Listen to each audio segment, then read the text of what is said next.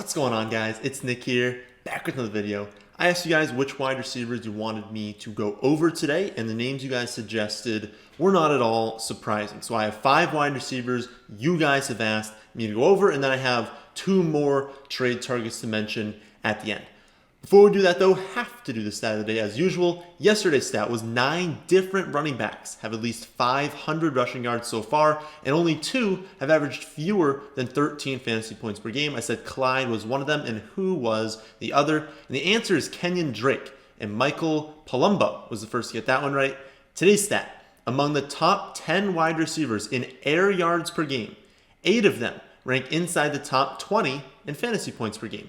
Name one of the 2 who falls outside of that range. So, I got 5 names that you guys have brought up. And the first one, Antonio Brown. He's eligible to return this week. And he's got, a good game that he's playing in. I mean, this is going to be one of the most exciting games of the week. I'm glad they put it on Sunday Night Football. It's going to be the Saints traveling to Tampa to take on the Bucs. Everyone's going to be watching this game. Everyone's going to be curious to see how Antonio Brown performs. I do not think this week he's going to see his full snap share. I would be very, very surprised if he's out there for like 80, 90% of the snaps. I think it's much more realistic to expect him to play maybe half of the snaps. And so I will want to see reports come Saturday, come Sunday to know exactly where to rank him. But I think you're probably benching him. I don't want to make this a start-sit video for this week because that's not really what the questions are asking. But for this week, don't expect to know everything, right? Don't expect to be like, oh, he came in, he actually didn't do that well. I guess he has no value on the Bucs. This week is his first he's allowed to play in a long time. And so they're not going to throw him out there for every single drop back. He's probably going to be very good when he's on the field, but just know that he's not going to be out there every snap, and that's not an indication moving forward. In a few weeks, he's going to be out there for every drop back, and when they have AB, Godwin, Mike Evans, I mean, who the heck is the defense going to guard? I mean, who are they going to focus to take out of the game? It probably is Antonio Brown, but then what are you going to do? You're going to leave Godwin and Mike Evans wide open? Of course not. And so they're going to be very dangerous. This makes Tom Brady a really, really, really nice quarterback rest of season. It hurts Mike Evans the most. We saw that he's got a really nice connection with Tom Brady in the red zone, but between the 20s, I mean, his yardage totals have been very disappointing this season, and he's been almost useless in fantasy when Godwin has been healthy. It's really just been when Godwin's out that he's been performing. And so when you have Godwin coming back and you add in Antonio Brown, this is a massive hit to Mike Evans. So I think Mike Evans is probably a really nice sell high right now, especially after scoring that touchdown, because the targets are just not going to be there. He's going to be even more consistent, even less touchdown upside. So it really hurts him. It's obviously going to hurt the tight ends. Gronk's going to see a little bit less of a target share, but if you're a tight end with a pulse, like, you're valuable this season, and so Gronk is still going to be valuable. I don't think it has a huge impact on the running game. They're going to score a ton of points every week. Their floor each week is going to be much higher in terms of scoring touchdowns because he's going to help them sustain drives, get into the red zone. And so Fournette, Ronald Jones, this is good for them. The big question is who's better in fantasy between Antonio Brown and Chris Godwin? That's a really, really important one. I think that once everyone is healthy, let's say we're in week 13, week 14, we're in the fantasy playoffs, I think the target distribution is likely to be Godwin, then Brown, then Evans, with Godwin and Brown being closer. But we know Tom Brady loves to target the slot, and we know that Godwin is no scrub. Like, he's a phenomenal young wide receiver, and so I think that he'll get more targets.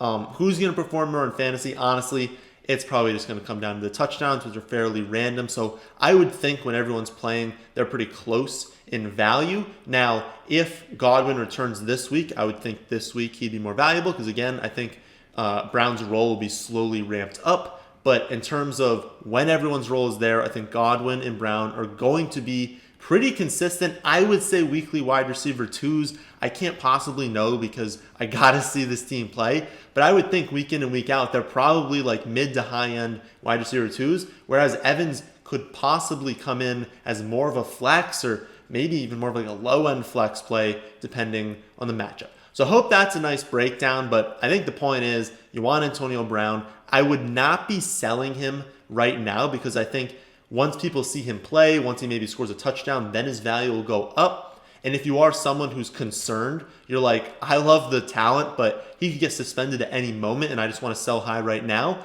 I would just wait. Wait until he plays, wait until he has a good game, and then if you want to get out, do it. But I don't think right now is the peak of his value. I think a little bit down the line it will be. The next player you guys wanted me to go over is Amari Cooper. Now Cooper has 10, 7, and 5 targets since Dak Prescott went down, and this offense is only averaging 7.3 points per game since then. And now they have to face the Steelers this next week, and then they're going by. I am concerned about Amari Cooper, and I completely understand if you want to sell him. But he's coming off 1 reception, so you're definitely selling low, and he's pretty unlikely to get you anything really good on his own in return. So if you're doing a 1-for-1 deal, he's not going to get you anything. Like, no one is trading for Amari Cooper right now in a 1-for-1 deal where you're the person trading away Cooper and you're improving your team. Remember what I always talk about. I want to improve my team with a trade. I don't want to just sell a guy and then be like, well, I'm not going to use this guy either, but at least he's not on my team, right? That's not how you do things. You want to upgrade your team whenever possible. So if you want to trade Amari Cooper, do a 2-for-1. Say, okay, I've got this running back 2 who's solid, but I don't love, and I've got some wide receivers on my bench that I'm cool losing Amari Cooper. Take your running back 2. Take Amari Cooper and get a slight upgrade at running back 2. The person doing that trade is going to say, okay, I'm going down at running back, but I get Amari Cooper. Amari Cooper is kind of like a bonus prize in this trade. But for you, you're saying, I don't want Amari Cooper, but I want an upgrade here. Or maybe it's at tight end. You've got a tight end you don't love and you want a slight upgrade there. We'll trade your tight end plus Amari Cooper for the upgrade at tight end. So that is how I would treat Amari Cooper. And honestly, a lot of players like that. When you've got a player who's just tanked in his value, but you just don't want him anymore, and he's got some sort of name value because, you know, Amari Cooper has name value. People are still going to trade for him, but they're not going to trade 1-for-1s that are really going to benefit you. So take him. Take a piece you want to upgrade and upgrade that piece. I don't think you should be sending unrealistic offers. Like, don't get your hopes up and be like, oh, so Nick said I can just take Amari Cooper and my worst player on my bench and get a really nice tight end or a really nice running back. That is not what I'm saying. You need to be realistic. Like, people want to do trades that are going to benefit both of you. So if someone has a solid running back and you've got one that's kind of close, but definitely not as good, but at least somewhat close in value, add Amari Cooper to that and get the upgrade.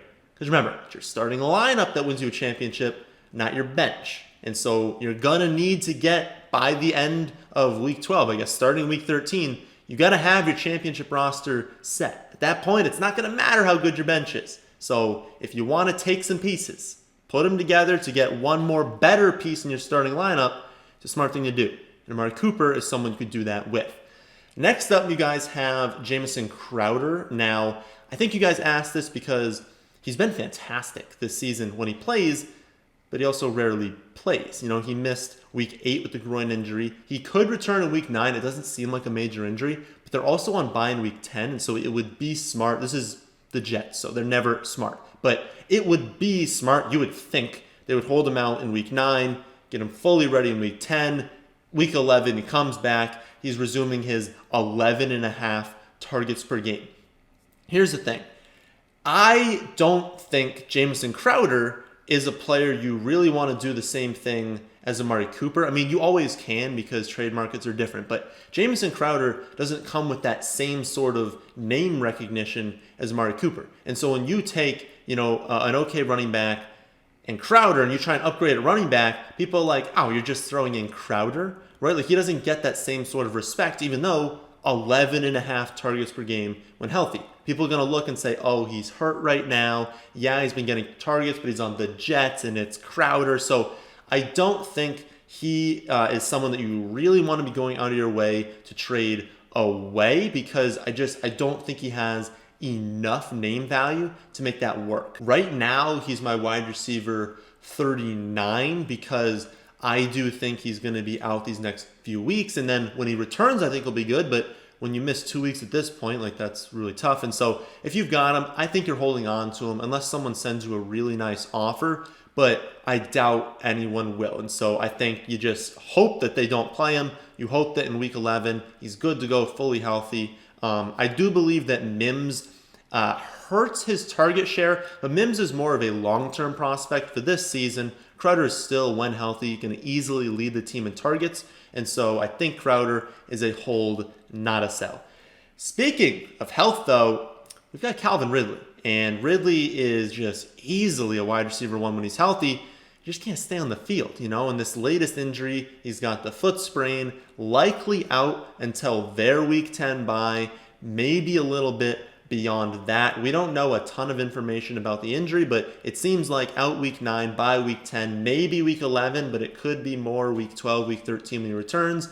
We don't know yet. Gonna have to stay tuned for that one. But at the very least, you will not have him these next 2 weeks. So for me, a trade decision comes down to your position. If you're a top, 3 or 4 team, then there's definitely no need to trade him away. You have a really solid shot at the playoffs, even if this hurt your starting lineup, and he's very likely to be back for the fantasy playoffs. So if you're fine, you're like, listen, I don't really need him to continue doing well and continue making the playoffs, well then don't move him, because when he comes back, he's going to be great for your team. However, if you're on the fringe, you're like, I'm probably going to make the playoffs, but I don't really know, then it's a little bit more of a discussion. It wouldn't be a bad idea to test the waters. Maybe there is a team you don't really want to trade him to, like the best team, right? So if there's someone out there, we'll get to this in a second, that is like gonna make the playoffs. Like they're like, undefeated right now. They have 1 loss, 2 losses. They're probably gonna make the playoffs. They're the ones that are likely to send you these offers for Ridley, but do you really want to make them into a super team? Because at the end of the day, you're trying to win a championship. And so if you get to the playoffs, that's great. And that is what you need to do. So sometimes you've got to trade these players who are hurt to get yourself into the playoffs. But you don't want to trade them to the team who's already dominating, who's now going to dominate even more in the playoffs. You don't want to set yourself up to get crushed if you make it. And so if you are in the fringe, you need to move him because you've got to have guys that are active. You've got to win some of these weeks. Just make sure you're not moving him to a team that is very easily going to crush you in the playoffs, because that's not helping your team. It's helping your team in the short term, but not the long term. But you do need to think of these things. You need to think of the fact that you have to make the playoffs. And so if you're below 500 right now, you basically have to win out. You got to move Calvin Ridley. I mean, I'll just say that. Like if you can't win, or you can't make to the playoffs without winning out, you got to move Calvin Ridley. You're not going to have him for at least 2 more weeks. You've got to get someone in there. Just take the hit. Just get a guy who's going to be solid for your team. You're not selling him for some flex player, but you can get like a wide receiver 2 for Calvin Ridley, and you need to win out right now. I think you got to do it, because you're not going to win the championship. You don't make the playoffs. However, like I said a second ago, let's say you are that team that's like undefeated, 1 loss, 2 losses, and you're sitting there like, I'm going to make the playoffs. Unless something catastrophic happens, maybe I'm not the 1 seed or the 2 seed, I'm going to make the playoffs. I think you got to at least, test the waters. You got to at least see, what is the Calvin Ridley owner thinking right now? Are they, a team that's 500 or below 500 that's a little bit nervous about making the playoffs? And what can I offer them right now? Maybe a player who doesn't even have a bye anymore. Like they've already had their bye. They're going to be solid. They're nowhere near Calvin Ridley, but they're going to be solid. That player might do the trade. And so if you are like undefeated right now and you're like, I don't need to be doing trades. No, you always need to be thinking at least about how you can improve your team. And if you can trade for Calvin Ridley for like half price and you don't even need him these next few weeks, I think you got to do it, because he's going to be great when he returns. And if he returns and now you're throwing him in because your team is so good into the flex in the fantasy playoffs, well, that's how you win a championship. And so think about things like that. With Calvin Ridley, it just depends on the current makeup of your team, of your league, and just planning for the playoffs appropriately. The final player you guys asked about was DJ Moore.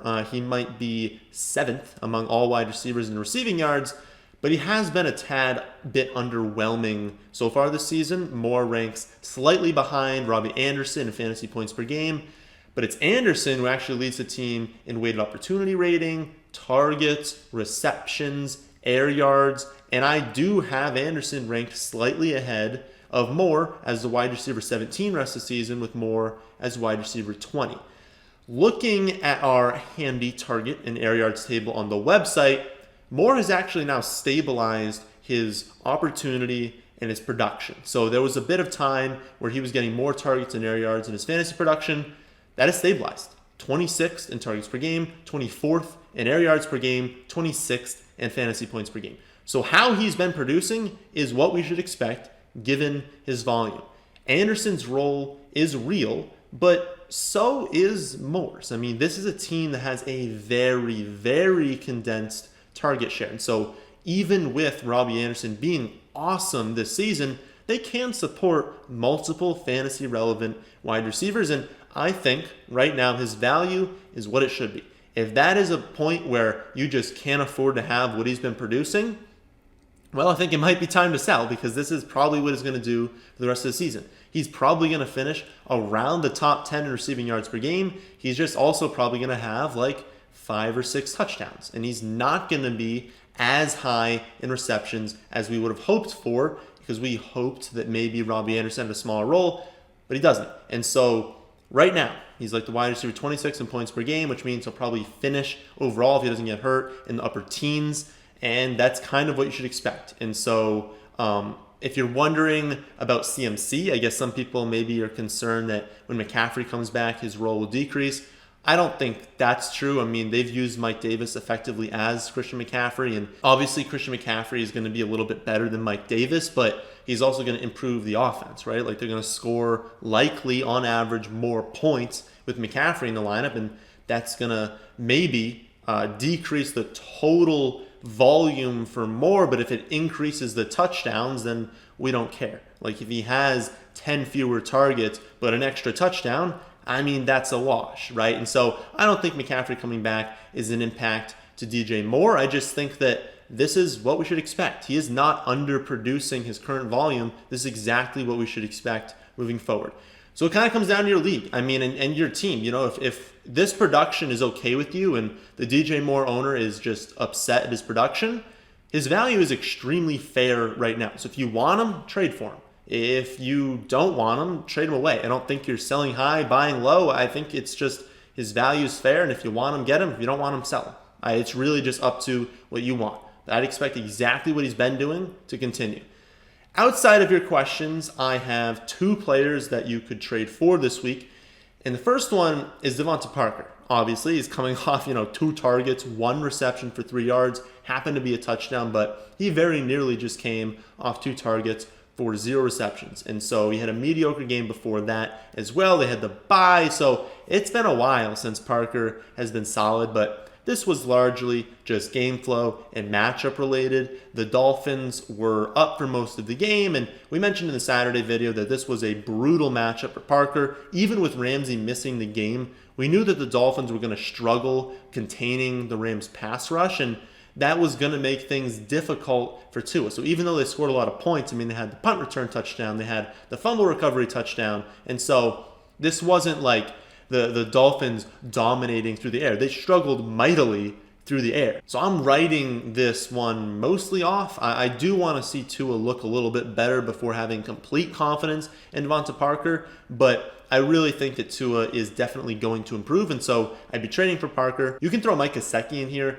as well, honestly, because he had 1 reception this last week. They were on bye the week before, and then he had 0 receptions the week before that. So he has effectively 1 reception for the past 3 weeks. And so he is going to be virtually free, probably dropped in a lot of leagues. I still think that Mike is good, Tua is good. And so given that the matchup was also brutal, given that they're going to improve their chemistry, I think moving forward he will have more value than he showed. I'd also be sending offers for Darius Slayton. Slayton's coming off 5 receptions for 56 yards on 9 targets, but he should have had a much bigger game. I mean, Daniel Jones just looked absolutely terrible for most of the night, and it wasn't even the coverage. I mean, players were just completely wide open for multiple huge touchdowns, and Jones either missed them or just looked their way and then didn't feel like throwing the ball. It was wild just how many huge plays he missed on. And we know that Slayton every single week is a genuine threat to post 150 and 2 touchdowns. And those are the players I want on my team, especially when they now become values. He now ranks 17th in air yards per game, 39th in fantasy points per game. He is not going to finish the season 39th in fantasy points per game. I think that's going to go way up. Is he going to be a wide receiver 1? No. High end 2? No. But I think his value is very low right now, and so I don't think it'll take much to get him. But he's the guy they love. They love his talent. They use him on deep plays. He's on the field every single drop back, and it's not like they're going to be winning that many games, so he's going to be throwing a lot, talking about Daniel Jones there. And so I really do want to trade for Darius Slayton if you can. So I hope that was helpful for a lot of you. I kind of like this setup a little bit more, talking about some players you guys want discussion on and then bringing up some names that I would trade for. If you do want a more complete list of players to be trading for, you can always check that out at our website, thefantasyfootballadvice.com. That's the end of this one. Hope you all did enjoy, and if you did, then how about hitting that like button, and how about subscribing to the channel if you're new? Thanks for watching.